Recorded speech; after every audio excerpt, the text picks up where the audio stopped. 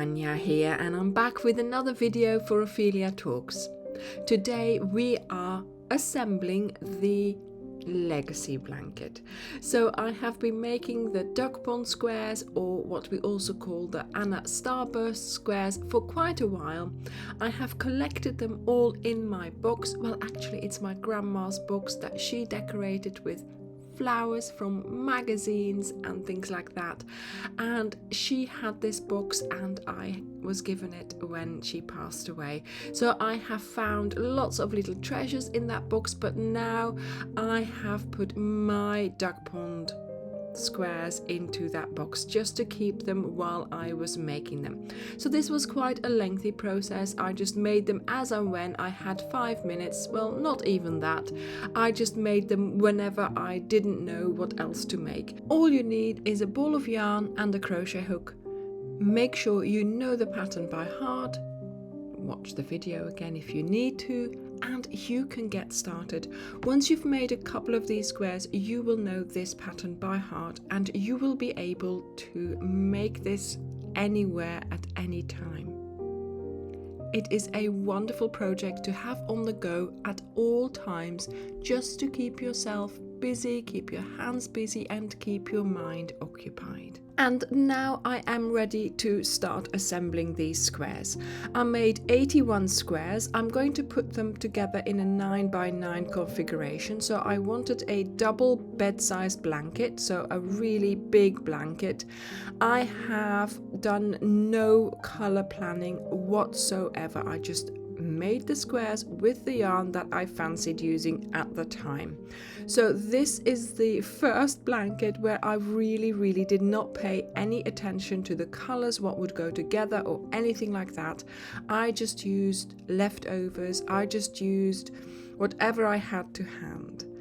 I will make sure that once the blanket is laid out, as you can see, I'm still trying to sort out the 9x9 configuration. Once I have done that, there will be a lot of changes happening with the colors. So no two colors should be next to each other. No two colors should be the same in the same row, or the horizontal or the vertical row. So there'll be a lot of planning involved in that, and this is the fun thing that you can do now. So this is what I use this white sheet for. I go to the park, open it up, and I have quite a long time I spend to sort this out, to make sure that they're all lying nicely in the same direction, and of course with the colors in the correct places, so not too many colors are the same next to each other. So now that I decided where all the squares were going to go, I pinned them to the blanket using my pins, and that way I am going to be able to, of course, remember where they all went, but also going to be able to transport them home so I can join them together. Now, I do realize the colors in this blanket are wild and they are quite out there, but to help you along, I have made 3 color packs which will be available on my website to give you a guide. So these packs will be there to give you the basic colors of your blanket. You can then, of course, still add to them and add more of your colors, but you will have a basic color palette to start with. So do go and have a look at our website to see which ones it is that you would fancy that you can make your legacy blanket in. So this blanket is not a race, it's a slow and steady pace. Make the squares all over the course of a year, and then when you have enough squares, put them together to make a blanket. Of course, I made a large double bed blanket. You don't need to make it that big. You can make it much smaller if you wanted to. Any size will be fine. Okay, so it's time to get everything folded up and get to the desk to assemble the blanket. Let me just quickly tell you about BetterHelp. Going for a walk, getting outdoors, a change of scenery, it does you the world of good. I like to take my crochet outside and maybe sort my squares there. But sometimes we need a little bit more than just our crochet to take our mind off things. This is a paid advertisement for BetterHelp. So few of us have the opportunity to be heard in our lives. Sometimes it's hard to share what's going on in your life, even with close friends. Sometimes those friends and family don't know how to advise us or give bad advice because they are so close to us. And that's why I'm excited to tell you about BetterHelp. BetterHelp's mission is to make therapy accessible. And this is an important mission because finding a therapist can be hard. BetterHelp is a platform that makes finding a therapist easy because it's online, it's remote, and by filling out a few questions, BetterHelp can match you to a credentialed therapist in as little as a few days. It's easy to sign up and get matched with a therapist. There's a link in the description box. It's betterhelp.com/Ophelia Talks. Clicking that link helps support this channel, but it also gets you 10% off your first month of BetterHelp, so you can connect with a therapist and see if it helps you. And because finding a therapist is a little like dating, if you don't really fit with that therapist, which is a common thing, you can easily switch to a different therapist. So in combination with your crochet me time, you could benefit from having some helpful conversations with a credentialed therapist. You can always benefit from talking to someone and getting things off your chest. Consider therapy with BetterHelp. Click the link in the description or visit betterhelp.com/Ophelia Talks. Thank you again, BetterHelp, for supporting this channel. Okay, so let me show you how to do the join for this blanket. Now I'm going to do my vertical lines first and then all the horizontal lines, and that makes it really easy. Now when you're doing your horizontal lines, it's much easier because of course you've already done your vertical lines. Your vertical lines are the most difficult to do because you still have to work with your loose squares. So make sure that once you've got them on your sheet, you take them off. So I've taken the first 2 rows off. I've put them in stacks here. So these are my first 2 colors of those. And also make sure that you have some stitch markers.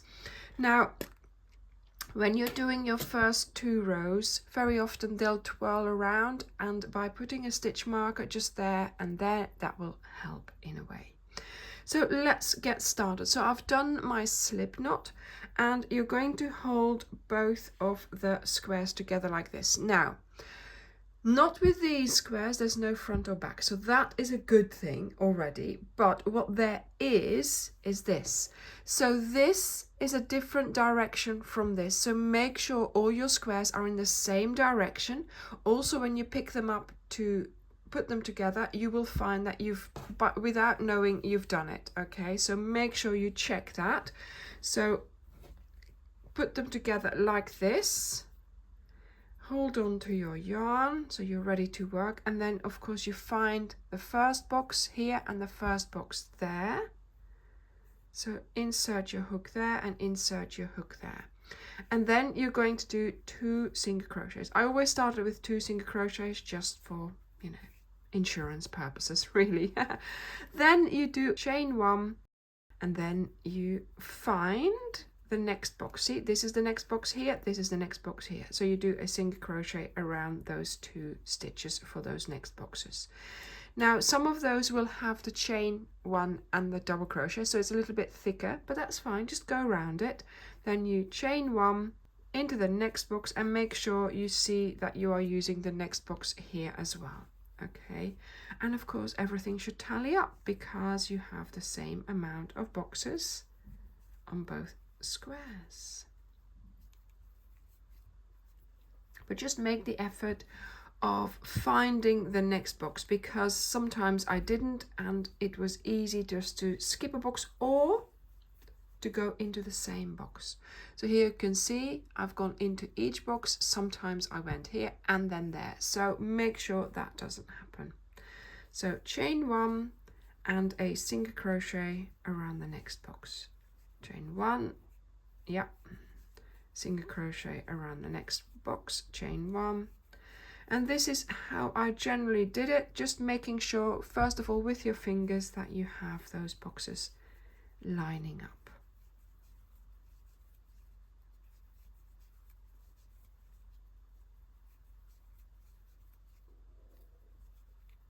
There we go. Do it nice and loosely because of course this is a seam. We are going to have two different looks, but we also need to be able to lie down our squares flat. And if it's too tight, they'll pucker up like this. So this will be, now we are creating a front and a back of our blanket, although to be honest I don't mind this look on my front, but this really is the front. So you just get those joins there. Now I have chosen plum because that is the color, oh did I do a chain, that I don't have a square in.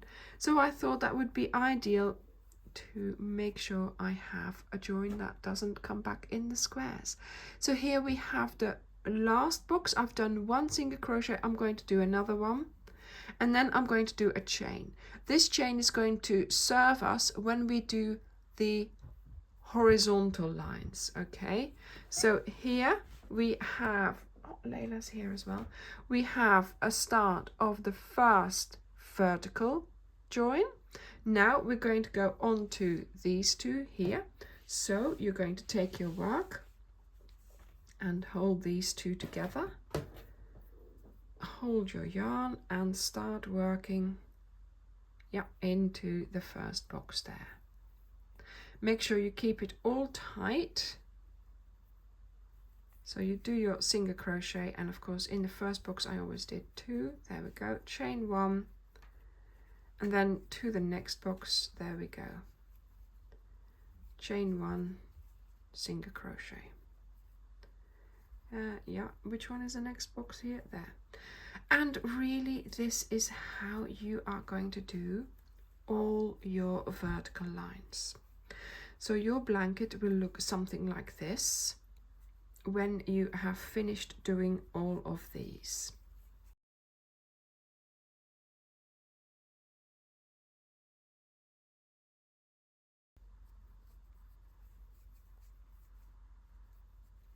There we go, a second single crochet in there. So this is our first 4 squares done. So now you do the next ones and the next ones and the next ones of these 2 first rows of your blanket. But before you start doing any more, place a stitch marker here. This will stop it from twirling around, so you lose the, the position of your color. So I'm just quickly going to do the second one as well. There we go. And to be honest, you only need to do this for the first 2 rows like this, because once you've put your third one on, it's clear where you're working. But here it's still possible that it turns around.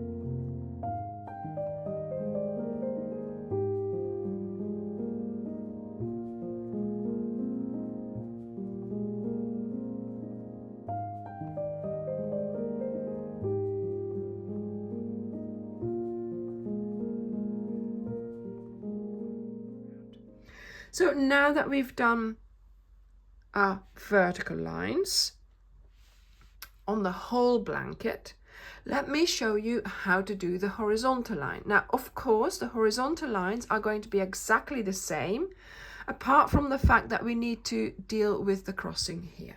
So let's get started.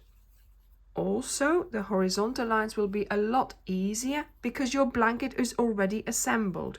So you are working with everything there. Okay, I'm just doing it like this so it's easier for me to film. But as you can see here, I am working on my horizontal lines, and it's easy to work on because obviously I've got my whole blanket made. Slip knot 2 single crochets to start. Chain 1, single crochet in the next box, chain 1, single crochet in the next box, and so on. Chain 1, this one, but then where is my, yeah, just checking to make sure that everything is tallying up. When you get to the end of the first square and you are doing the join, chain 1, then here 2 single crochets in that box, then you do a chain 1, and then you just go over to the next 2 squares and you start with doing your 2 single crochets. And to be honest, this will give us, let's have a look, a nice join on this side. So with doing just a chain, it won't make it bulkier than it already is, because of course you're crossing 2 stitches there and here. So there's 4 colors here, then there's the strips of the single crochets, and of course they're wider because there's 2 of them. So I quite like that look, and yeah, I have to say I like this join. It's simple, and because I've used a color that's not used in the squares, there's not a join that will lose itself in the color of the square. So I'm going to continue with this, doing my horizontal lines, and then I shall be back to show you how to do the border, but that will be for the next video.